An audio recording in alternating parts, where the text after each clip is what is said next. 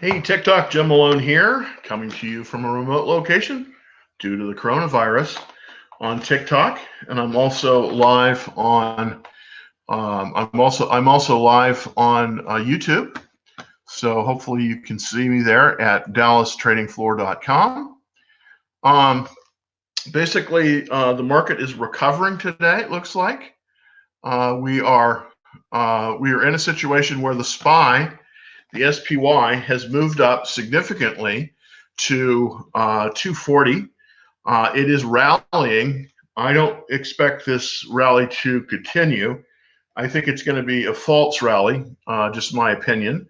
I also am available at my phone number, 214-233-5087. If you have any questions, it will ring. The SPY is up 240. They're looking to I believe that we're currently in a relief rally. It's really not a good time to deploy capital right now. I completely closed out all my short positions last night on the SPY, and I'm glad I did because it moved up significantly on Tuesday, today. I believe it's going to rally, but I think that it's going to be a false rally, and I think unfortunately we're probably headed down some more from here. So, oh hey, bonjour. Comment allez-vous? Thank you for calling, for tuning in. As you know, the markets have been real volatile, and we're still really not over this coronavirus thing. Not even close. We just here in Dallas, we were one of the last major cities to quarantine. We just started the quarantine today. We are expected to go 2 weeks on that, so things are going to be interesting here. That's all I can say. They're gonna be interesting. And again, I'm on YouTube as well. So hopefully you can see me here. I'd like to share my screen if I can figure out how to do it. There we go. I think that'll work, hopefully. There we go. And I'm going to go back over here to the tab. There we go. All right. So we're up. There's a lot of reflex buying right now going on. It's not a good time to get into the market because I expect a reversal. Can I buy the SQQQ to make money? Right now, probably not a good time to buy the SQQQ. We have turned the corner. I would wait on this one. Right now, the Qs are moving higher. So if you bought the SQQQ right now, you'd lose money. But I suspect that will turn probably tomorrow. Just depends on how this vote goes in the Congress today as to what's going to happen on that. But I suspect. Let me take a look at the Qs here. Just pulling it up right now, and hopefully we'll get that. Yeah, here we go. On the Qs, yeah, it's up strong. It's 182. You would not want to buy the SQQQ today. You're going to lose money on it. You want to buy that when it starts to reverse. I believe it's going to reverse. I believe it's going to reverse. Currently, I am all in cash. I closed my short positions on the QQQ and the SPY yesterday, and I'm totally in cash at the moment. I'm waiting for a direction change. Do you believe the SPY? Yeah. Well, obviously, I knew that it was going to move much higher. Again, when you're shorting a stock, you're gaining when it goes down. So I was closed up from last night with it, and I was out of the I was out of it last night on that. So basically, what I was trying to say here is that, right now I believe that we'll have a reversal. I mean, look at that. Wow, the SPY is up to 241. It will not be able to hold these levels. This will be ideal to short probably early tomorrow, maybe even late today. I just don't believe it's going to hold these levels at 241. The pivot point for the SPY is about 244. And I suspect it will hit all kinds of resistance at 244. Yeah, I'm looking to short. I'm basically looking to short the SPY, but I won't short it until it gets to probably 243 or 244, because that's resistance. 244 is the resistance on the SPY, and I did very well last week shorting the SPY. I don't think we have, if anybody says that this is the bottom, I just don't believe them. I think we're going down, unfortunately, for some more carnage. So I probably will be shorting the SPY. I'm not currently short in the position just because I'm leaving my powder dry for when it reverses. This could be very profitable for you if you're interested. The reason I'm only shorting indexes right now is because individual stocks have not started to report. Now, the interesting thing, there was an interview this morning with Andrew Sorensen from Marriott, and he's going to have to lay off a lot of people. So Marriott, even though it's rallying today, is probably a short. Is the bear market over? Not even close. No. We have just entered phase one. No, the bear market is not over with. Not even close. Now, I know that none of you really probably out there have ever been in a bear market. I have been in 2 of them. Typically what happens is it'll go down, down, down, down, down. It'll bounce, go down some more, and then it'll bottom. And then when it bottoms, it will go sideways, and everybody looks like, and then everyone will really get disinterested in stocks, and then finally it will start to move up. You have to wait for a follow-through day, and we're not even close to that. So let's see, join. Okay, great. So here's the thing: a bear market typically lasts 18 months, with the first 3 months being the most severe. And typically what will happen is that the market typically declines much faster than it goes up. In the 1987 market, it took several years for it to regain. I think it was about 9 years for it to regain its levels that it had prior to that, and that's will be the case here. It's going to be probably. I'm not a negative Nelly here, but I don't think that we're going to receive the levels that we saw in February for probably several years. But that's just my opinion.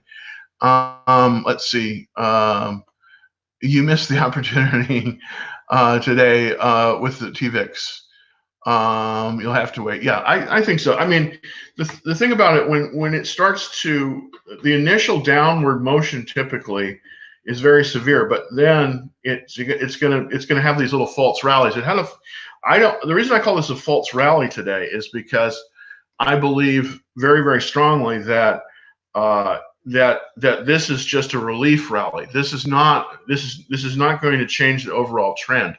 The overall trend changed basically in late February, and that went from a bull market to a bear market. That's the overall trend. The overall trend is down, even though we're having a little relief rally here. There's going to be some great opportunities to short. I was thinking it was going higher. No, I think it will go. It may go higher today and maybe even tomorrow, but the general direction on the market is downward, unfortunately. The reason I say this is because we're coming into earnings season. Almost all of the businesses are going to report bad earnings. And when that happens, the market typically will not like that. And so what will happen is that the stocks will move to a lower level. I expect certain stock areas to be hurt more than others. I think the tech stocks, believe it or not, are probably going to fall the most because they were overvalued. Now, interestingly enough, the rally today started in the oil sector, which is the worst, the most beat up sector. When the market finally bottoms, and it's not even close to that, it's probably at least 3 to 4 months out from that, that will be the sector that probably will provide the best value if you're a value investor. I'm really not a value investor. I'm a momentum investor. I look at the market direction and then work with that. But if you're a value investor, at the end of this thing, the oil stocks are probably going to be absolutely hammered and very good deals. Yeah, right now you really have to day trade it. That's what I'm doing. I'm closing out my positions. I normally am not a day trader because I think that, normally in a normal market, it's very hard to make money as a day trader because you're trading against the algorithms. But the algorithms are out the window right now because the swings have been so deep. So I think now it's a good time to be a day trader. I typically close up my positions at the end of the night, just because overnight it can be very, very, very volatile. So, and I'm not a long on anything. I'm short on everything when I'm in.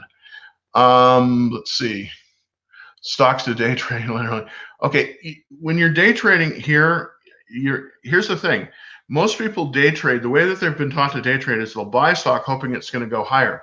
That's a fool's errand in this environment. In this environment, you want to sell a stock and wait for it to go lower and buy it back. That's called shorting. That's really the only way you're going to make real money in this market, because it's going lower.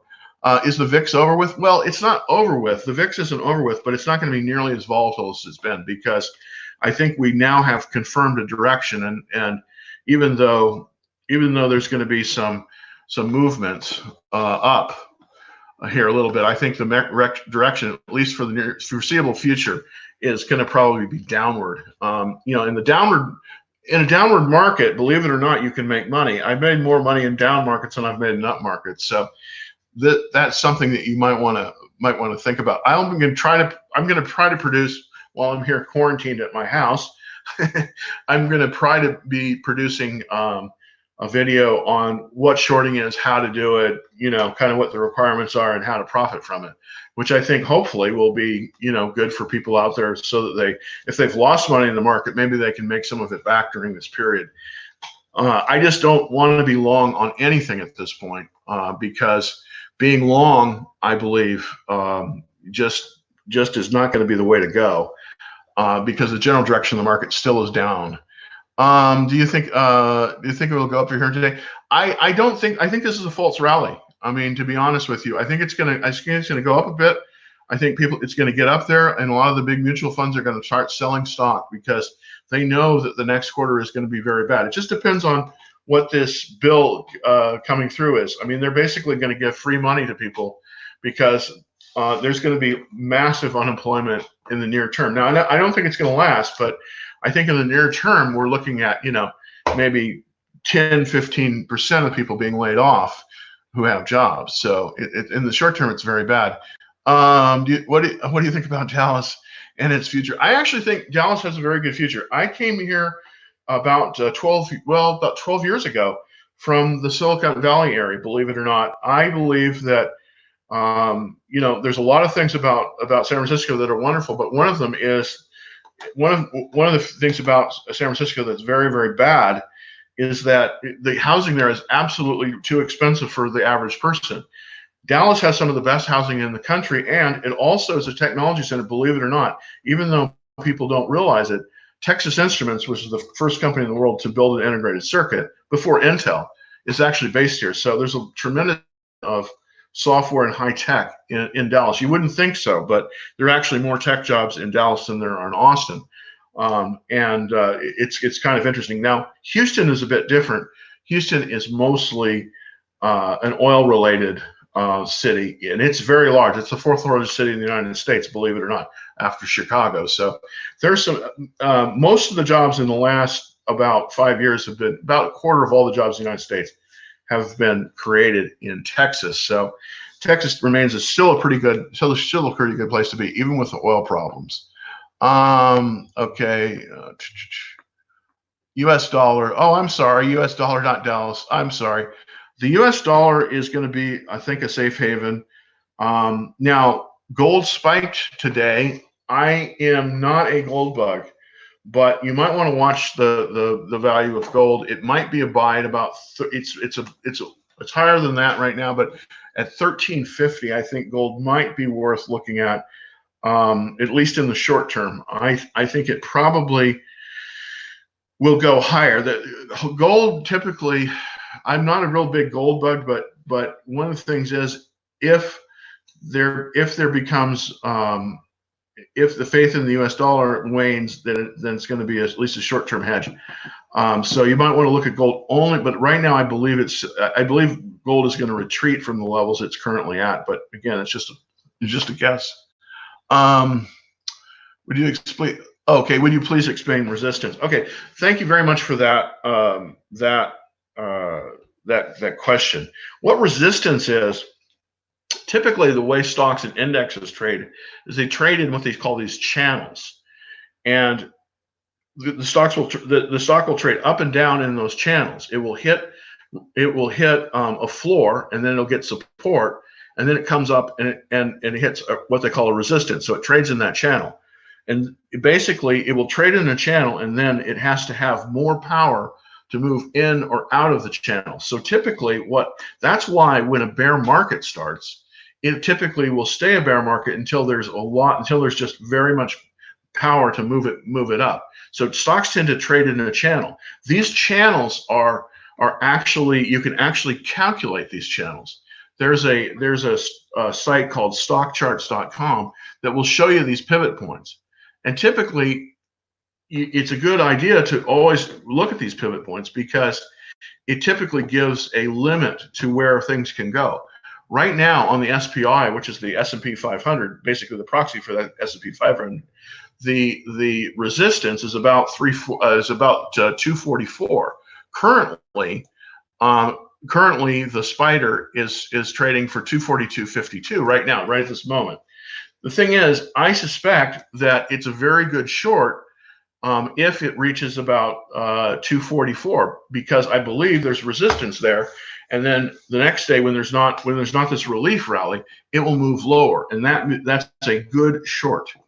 I probably will short it at about 244, and that is basically resistance for the spider currently. Now, before, when the market was better, it was trading much higher than that. It was trading up into the 300 range, and there were resistance, there were floors, but the stock broke, the ETF broke through the floors, and so now it's trading in a lower band of resistance. And that's kind of what resistance is. There's resistance at the top, and then there's support, and these are called pivot points. And the pivot points can be deciphered. It's kind of a long discussion, but there's a site that you can look at that will give you the pivot points as calculated. And that's the one I know of. The one I use is called tradingcharts.com. It's a free site, so you can't get all of the indicators, but you have to sign up for the program to get all the indicators. But it's a good one, and I think it's well worth your time to take a look at. Okay, it's a good entry for SPXU. Let me take a look at SPXU just quickly, see if there's a good entry point here. SPXU, and basically what he's talking about here to everyone out there is entry point is where you want to either come into it as a short or a long, and that's really the thing. The thing about the entry point is typically you want to come into, okay, okay, this is the short. Wow, okay, this is not a bad, the volume's way up. Okay, good. Okay, this is probably going to turn up. Now, just for everyone out there, the SPXU is a short on the if you don't have enough capability in your account to actually directly short like I do, you can use these ETFs. They're called inverse ETFs, and they do the shorting for you. So instead of having to go out and short yourself, you can buy these reverse ETFs, and they tend to act just like they tend to act against the market. So if the market is going up, they typically go down, as the SPXU is today at 3066.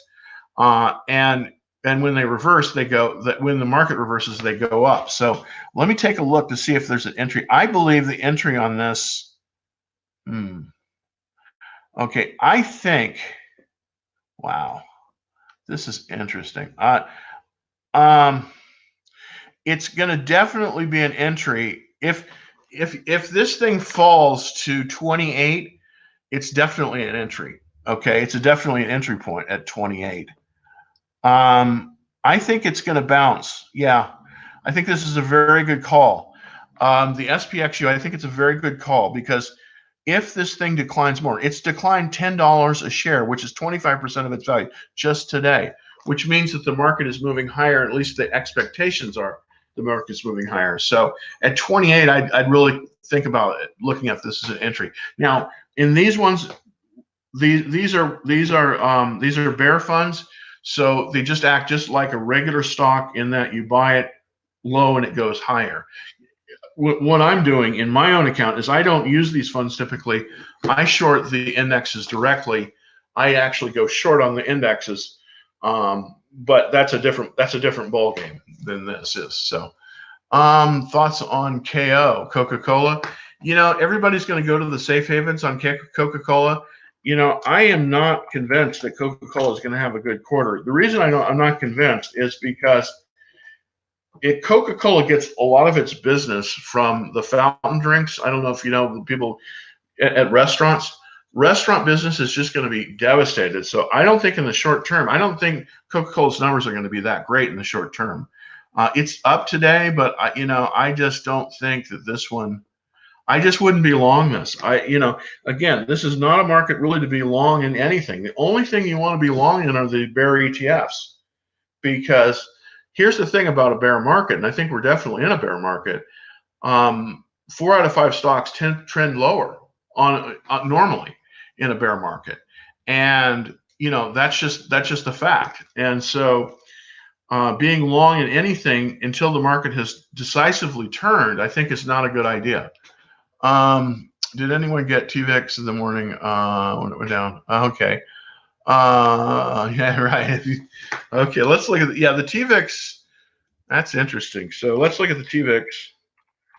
Yeah, the TVIX is a really interesting ETF. It was trading, as you know, well over in the 7s and 8s, and then it moved decisively down. The TVIX will always move much faster down when the market reverses higher. Okay, the TVIX right now is 312. Okay, if this market reverses, and I think it might reverse, but probably not until the end of the day, this might actually be. Let's see. No, I wouldn't be back in the TVIX until we got to the 50-day moving average. Let me look at that real quick. It's going to be a bit lower than that. So this will probably, the TVIX will probably, what I'm talking about here is that there is a line typically on a chart called the 50-day moving average, and typically when a stock moves quickly, it will a lot of times bounce off this line. That's where I'd want to be in the TVIX. Let's see. Okay, it's pulling up here in a second. Okay, the relative strength is wow. The relative 699. That's good. Okay. Okay, this has a this is interesting. This had a very interesting. There's a very interesting thing that happened a few days ago. The 50-day moving average actually went above the 200-day moving average. That's a normal. Okay, this is definitely going to reverse. I'm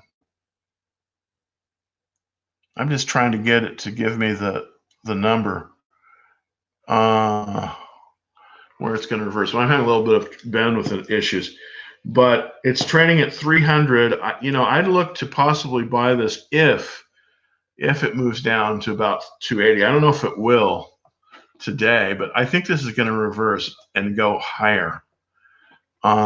That's, yeah. 1, 2. Okay. So yeah, if this thing might be a good buy tomorrow, but it's not there yet. I was trading about 310. Let me see if there's any other questions that I can answer. Everything is up today. Yeah. Oh yeah, absolutely. By the way, on name drops, yeah, this is a false rally. Everything is up today. This is a false rally. It's going to rally up. Everyone's going to try to get out of it tomorrow.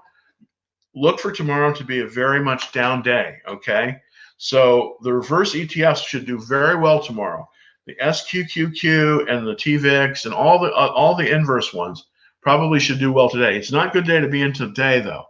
But tomorrow, I believe there's going to be a reverse. It just depends on what they say in Washington as to what this bill is going to be. If they don't pass a bill, or if there's any bit of speculation on that, it's probably going to reverse lower tomorrow. That's my guess. Even if they come to some kind of agreement, I think it is. But just be really careful and set your stops, because yeah, it's up today. Can't hold. That's right. I totally agree with you. What do you think about Globex lithium and battery ETF? in the long run. Probably very good in the long run. Just I'm not a long-term player right now because there's so much there's so much turmoil in the market. You can be right, but you have to be right at the right time right now. So I keep everything very, very short term, because there's going to be a lot of volatility, and that's where you can really make money, but you got to be careful. Unless the TVIX is, yeah. Yeah, I agree. Unless it falls really, yeah, I think that's a really good point. I think if the TVIX does fall as low as 230, it's probably a buy. But right now at 310, you're going to lose some money probably, because I do think it may. I think it may reverse on you lower, significantly lower, and you don't want to be caught, because I think it could go lower even more depending on what happens in Washington today. So. It's kind of a gamble at this point. Okay, what do you think? Okay. Unless you get to it, yeah. Okay, and I've got, let's see. Yeah, slow down. Yeah, exactly. Yeah, just slow down. Keep your powder dry in this downturn, because there's going to be some opportunities here. There's going to be some serious opportunities to make some money, to make some money coming up. I mean, I think that we're going to see much. I don't think we've seen the bottom. I really don't. And so it's just not good idea to be long right now. It's good to be short, or in cash. Should we stay? No, don't keep any stocks overweight. Keep cash. Cash right now is the way to be. The only things that you want to really look at are cash and possibly the inverse ETFs. We haven't hit the bottom yet. So what I mean by the inverse ETFs is these are ETFs that take a position against the market, like the PSQ, the SQQQ, the TVIX. These ones, they take positions against the market. So if the market goes lower, they go higher. I believe the market will reverse tomorrow. But it's kind of speculation. But typically, I think that the market will reverse tomorrow and probably go lower towards the end of the week, because I don't think we have seen the end of the selling. I think we're starting to see just the beginning of it, because we're going to see earnings here, and when we do, I think that will be okay. Where's Tesla at? Very good question. Tesla's a really interesting stock. They had to shut down production, so this is an issue that I think I don't know if they're going to make their production goals. I do think, though, that they're probably the only car company that's going to have any real demand coming in the next, coming into demand. I think cars are not going to sell very well in the next few months. The exception probably being Tesla. Yeah, it's 506, so it's moved up $72. Wow, that's a lot. I still don't think Tesla provides a good enough entry point. I've been out of Tesla since 770. I mean, I blew out of there about there. So I'm not ready to come back in yet myself. It does have a really nice bounce, though. Looking at the low, yeah, the low on that was, looks like, yeah, it had a low on the 18th and the 13th, 313 of 350. Wow. So I think there's probably some resistance. There definitely is a pivot point at 361. So it's going to come down tomorrow, but it might be, I think it's still too early to buy back into Tesla. I do think Tesla is really a great stock, and if it holds above 361, it's probably going to go higher against the market. But right now, the general market, everything is pretty much going down. I mean, I do believe Tesla is the future. The biggest problem that Tesla has is that their plants are shut down for the coronavirus, and I don't know if they're going to be able to meet production. That's the biggest problem they have. Yeah, okay, absolutely. Well, I think there's going to be a lot of conversion of plants into respirators and stuff like that. I think that's a really good move on the part of Elon Musk. And he's a pretty smart guy, because in the short term, hopefully we won't need a ton of them. I'm not old enough to remember the time that polio was a big deal, but in this country in the 1930s, we had a polio epidemic, and they had these things called iron lungs, and they were very expensive to produce. And so, it's kind of hopefully they'll be able to come up with an antidote with this fairly quickly. It's already done economic damage, but hopefully they'll be able to contain that, because, so I hope that, they don't have to start producing respirators. But I think it's good that they're considering moving to something besides making cars, which I think is a good idea. RTVs, just sort of, no, this is what they call the markets today really are just, this is a relief rally. This is not a true rally in the sense that it's bottomed and it's coming back up. This is a relief rally. You see, things don't go up directly or come down directly, but I still think that we're going to come down a little bit. What's going to happen in this relief rally is that the SPY, and that's what I really look at carefully. It's going to go up. If it breaks above 244, then we're looking at possibly it might find support. But if it doesn't make 244 today, we're probably going down tomorrow. That's just how it is. I mean, that's a very, very important indicator. Right now, the SPY, the reason I keep referring to this thing called the SPY, this is the largest held ETF in the world, and it typically is the entire S&P 500. So it's basically a proxy for the market in general, how it's trading at any one time.